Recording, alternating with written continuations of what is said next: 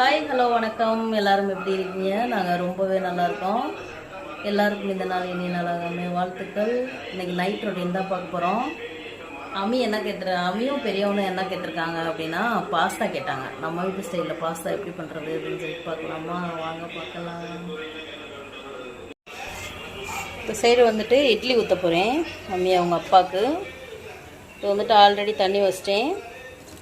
Pasta வந்து இந்த கிண்ணத்தில் இந்த அளவு நான் எடுத்திருக்கேன்.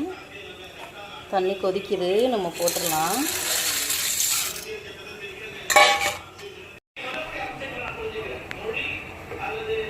லைட்டாக எண்ணெய் ஊற்றிட்டு அப்படியே வேக வச்சோன்னா ஒன்றோட ஒன்றும் ஒட்டாமல் வேகும். வெந்த பின்னாடி அப்படியே தாளிச்சு விட்றேன். நான் தாளிச்சு விட்டுக்கலாம். நம்ம வீட்டில் எப்படி பண்ணுறது அப்படின்றதான் நான் சொல்கிறேன். மற்றவங்க எப்படி பண்ணுவாங்கன்னு தெரியாது. நம்ம வீட்டு ஸ்டைலில் தான் நைட் நம்ம பண்ண போகிறோம்.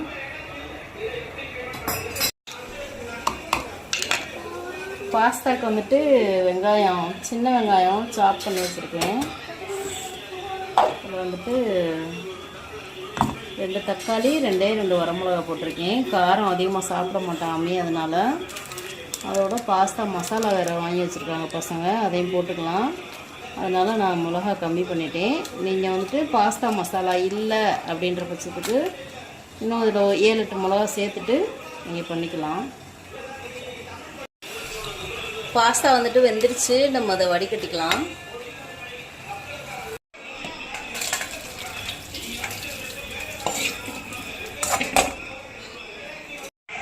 வடிகட்டிட்டு மேலே அப்படி தண்ணி வந்துட்டு பச்சை தண்ணி வந்துட்டு ஊற்றுனீங்கன்னா ஒன்றோட ஒன்றா ஒட்டாமல் அப்படியே பாஸ்தா இருக்கும். சூப்பராக கிளறும் போது மாதிரி மேலே தண்ணி ஊற்றிட்டு கொஞ்சம் நேரம் அப்படியே வடிகட்டி வச்சுக்கலாம். எண்ணெய் நல்லா காஞ்சிடுச்சு. கொஞ்சமாக சீரகம் போட்டுக்கலாம். சீரகம் போட்டு பொரிஞ்ச உடனே சாப் பண்ணி வச்ச வெங்காயம், பச்சை மிளகா இன்றைக்கி நம்ம வீட்டில் இல்லை. உங்கள்கிட்ட பச்சை மிளகா இருந்தால் போட்டுக்கோங்க, அப்படி இல்லைன்னா கொடை மிளகா இருந்தால் கூட போட்டுக்கோங்க, நல்லாயிருக்கும். என்கிட்ட இல்லை, அதனால் நான் போடலை.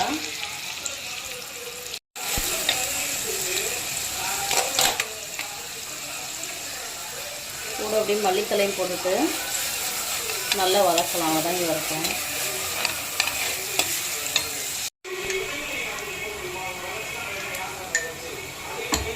வெங்காயம் நல்லா வதங்கினோடனே கொஞ்சமாக இஞ்சி பூண்டு பேஸ்ட்டு போட்டு அதுவும் நல்லா வதங்கினோடனே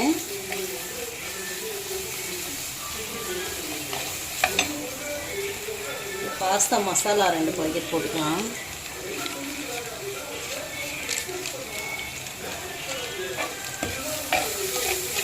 போட்டு இப்படி ஒரு கிளறிட்டு தக்காளியும் வரமிளகாயும் அரைச்சி வச்சுருக்கோம் இல்லையா, அந்த பேஸ்ட் போட்டுக்கலாம்.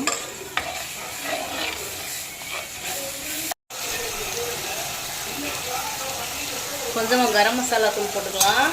பாஸ்தா மசாலா பாக்கெட் உங்களுக்கு கிடைக்கலன்னா அதில் வரமிளகா வந்து தக்காளி கூட கொஞ்சம் சேர்த்து அரைச்சிட்டு உப்பு போட்டுக்கோங்க. இந்த பாஸ்தா மசாலா பொடியிலே உப்பு இருந்துச்சு, அதனால் நான் உப்பு போடலை.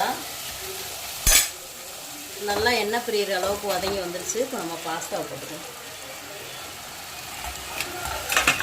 அவ்வளோதான். உப்பு ஆல்ரெடி இருக்குது. உங்கள்கிட்ட வந்துட்டு இந்த மசாலா இல்லைன்னா நீங்கள் உப்பு போட்டுக்கோங்க. கொடை மிளகா இருந்தாலும் போட்டுக்கோங்க, கேரட் இருந்தாலும் போட்டுக்கோங்க, நல்லாயிருக்கும்.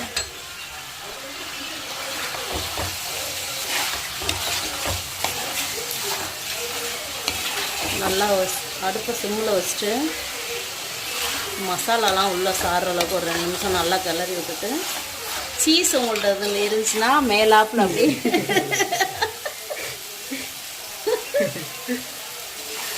முகரக்கட்டை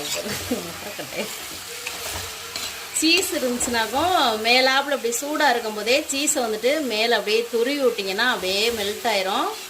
தட்டில் போட்டு வச்சுட்டு கூட அப்படியே துருவி விட்டு குழந்தைங்களுக்கு கொடுக்கலாம். சூப்பராக இருக்கும். இன்றைக்கி அம்மி திடீர்னு கேட்டனால என்கிட்ட எதுவுமே இல்லை. நீங்கள் உங்கள்கிட்ட இருந்துச்சுன்னா சீஸ் மேலே துருவி விட்டுக்கோங்க. சூப்பராக இருக்கும், வேறு லெவலில் இருக்கும் டேஸ்ட்டு. பாஸ்தா ரெடி ஆயிடுச்சு, சாப்பிட்டுக்கலாம்.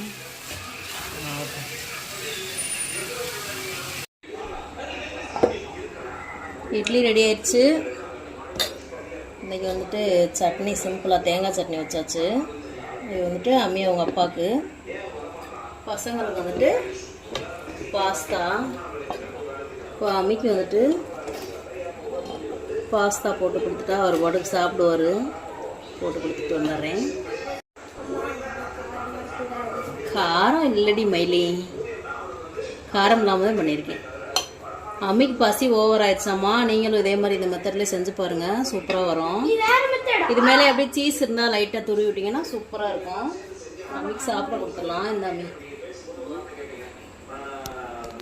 ஏய் சுடுது.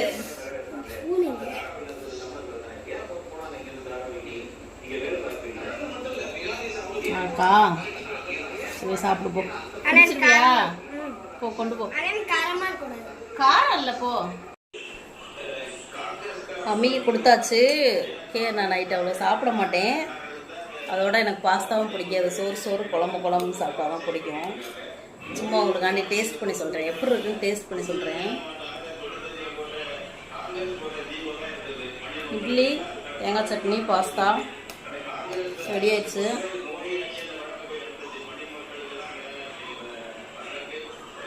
நல்லா தான் இருக்குது. நீங்களும் இதே மாதிரி செஞ்சு பாருங்கள், சூப்பராக இருக்குது. நிஜமாக சூப்பராக இருக்குது.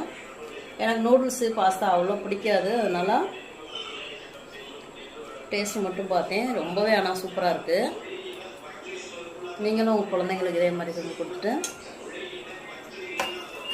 செஞ்சு கொடுங்க, விரும்பி சாப்பிடுவாங்க. நிஜமாவே சூப்பராக இருக்குது.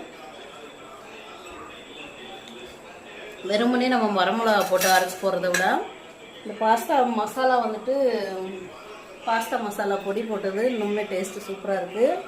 இன்னும் மேலே சீஸ் தூவி விட்டிங்கன்னா, குடமிளகா அதெல்லாம் போட்டிங்கன்னா இன்னுமே சூப்பராக இருக்கும். குழந்தைங்களுக்கு வந்துட்டு இந்த மாதிரி டிஃப்ரெண்ட்டாக ஏதாவது செஞ்சு கொடுங்க, விரும்பி சாப்பிடுவாங்க. இது இந்த பாஸ்தா மசாலா கடையில் கிடச்சுன்னா கண்டிப்பாக வாங்கி போட்டு பண்ணுங்கள். அது ஒரு தனி டேஸ்ட், ஒரு டிஃப்ரெண்ட்டாக இருக்குது. நம்ம மிளகாத்தூள் போடுறத விட இது ஒரு டேஸ்ட்டு டிஃப்ரெண்ட்டாக கொஞ்சம் நல்லாயிருக்கு. கடையில் கேட்டிங்கன்னா தருவாங்க. முடிஞ்சளவு அந்த பாஸ்தா மசாலா போட்டு செஞ்சு பாருங்கள்.